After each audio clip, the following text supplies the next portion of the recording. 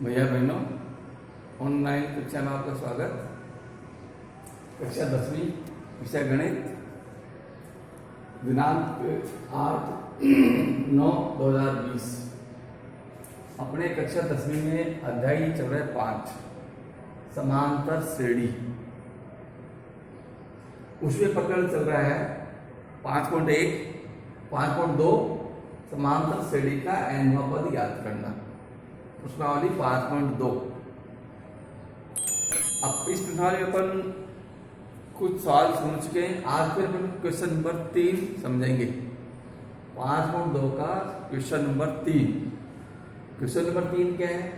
यदि समांतर श्रेणी का छठा पद तथा 17वां पद क्रमशः 19 है और 48 है, तो इस श्रेणी का उनको 40वां पद ज्ञात करना है कि 40वां पद कौन सा होगा।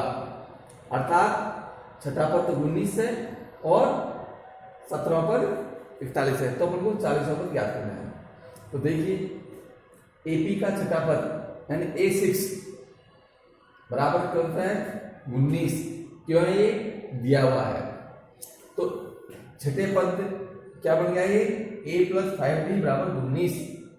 इसको निकाले अपने a + n - d से, या डायरेक्ट जो समान श्रेणी का मानक रूप लिखा है आपको, उसके अनुसार छठे पद का अपन मानक रूप लिख लेंगे। छठे पद का मानक रूप होता है a + 5d बराबर 19। ये समीकरण बन गया 1। फिर देखेंगे अपन को 17वां पद। 17वां पद कितना है? a17 बराबर 41। ये भी क्यों है? दिया है, अपन को दे रखा है इसलिए।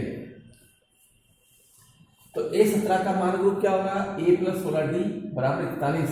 ये बढ़ गया समीकरण नंबर 2। अब समीकरण 1 और 2 को अपन हल करके इस एपी का पहला पद और सारोत्तर d ज्ञात करेंगे। तो समीकरण 1 और 2 को अपन दो चर वाले युग्म जो समीकरण होता है उसको हल करने की विधियां 3-4 विधियां है, लेकिन अपन उसको विलोपन विधि से हल करेंगे।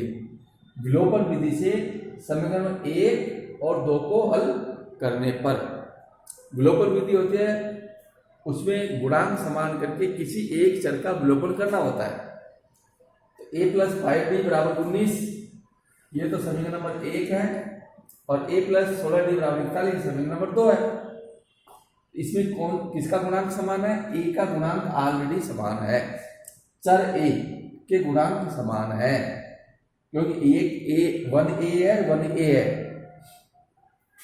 तो अपन को जिस चर के गुणांक समान हो उन चरों का विलोपन किया जाता है। तो और नीचे के पदों के चिन्ह बदले जाते हैं। कब?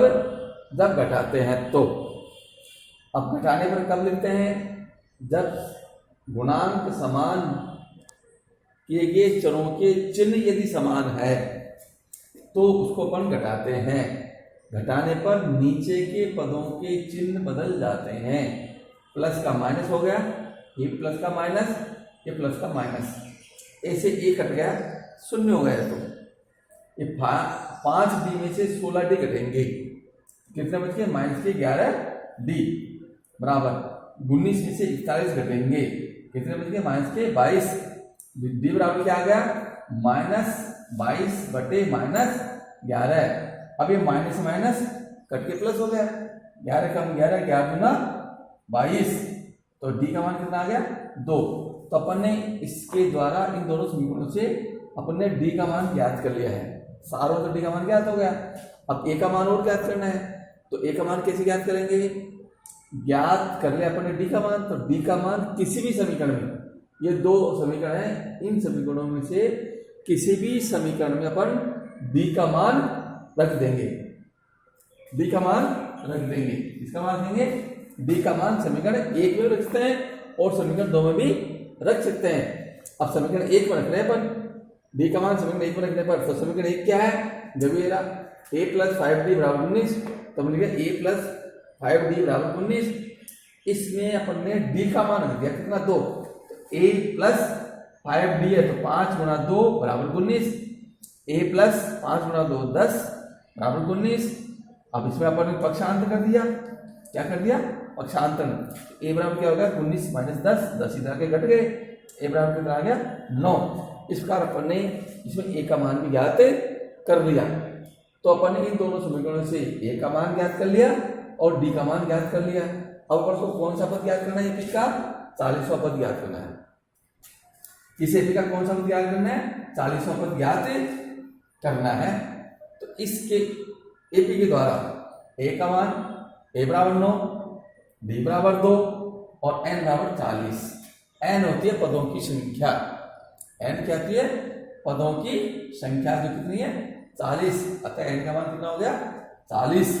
अब अपन को सूत्र लगा देंगे इसका, एन पद ज्ञात करने का सूत्र, एन पद ज्ञात करने का सूत्र क्या होता है A plus N minus into D, A plus N minus into D.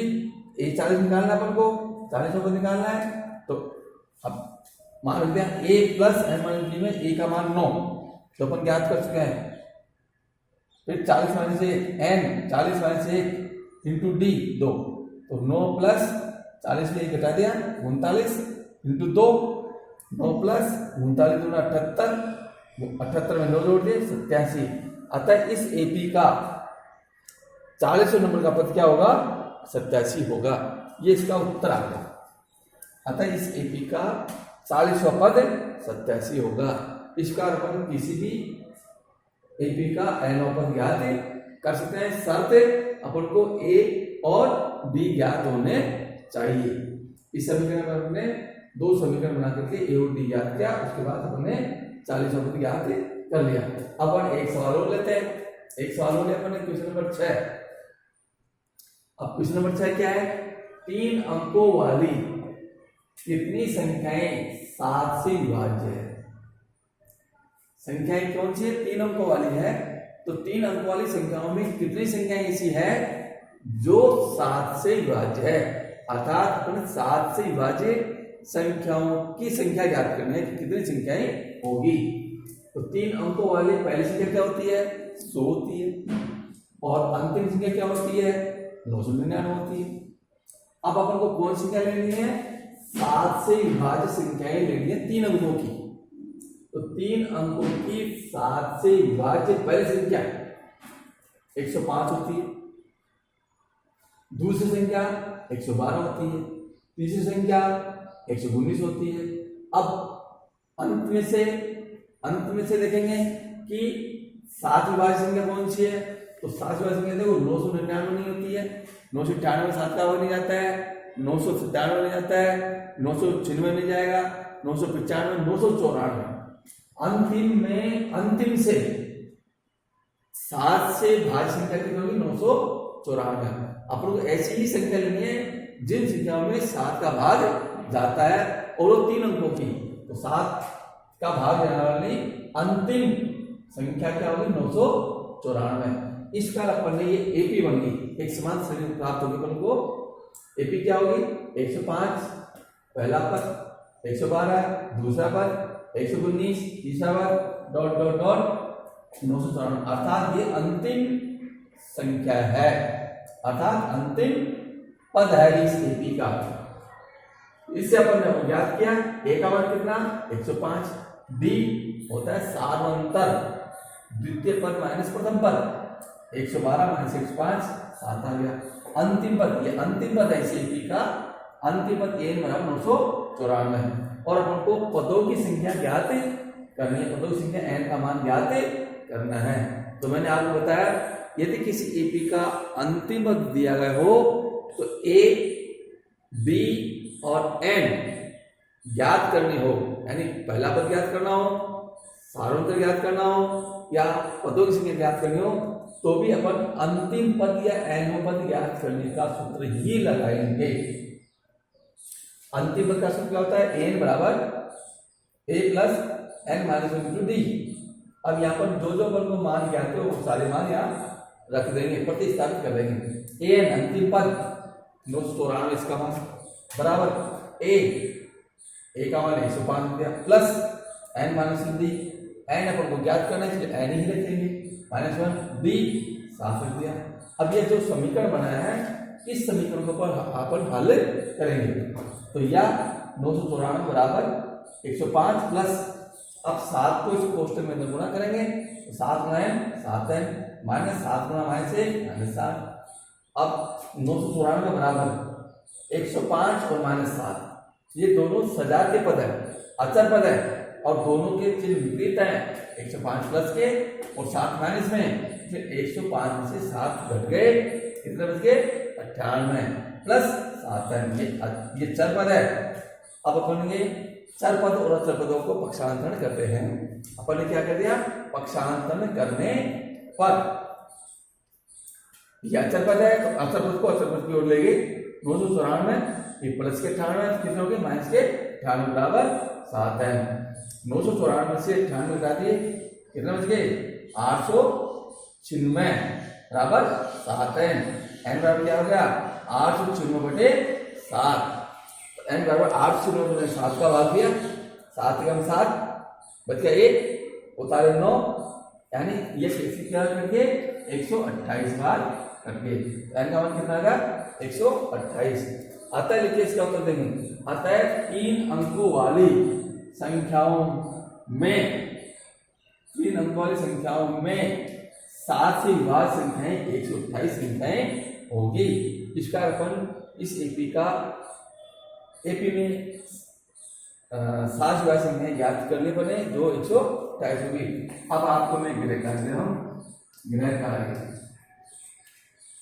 5.2 के आपको 5 सवाल करने हैं,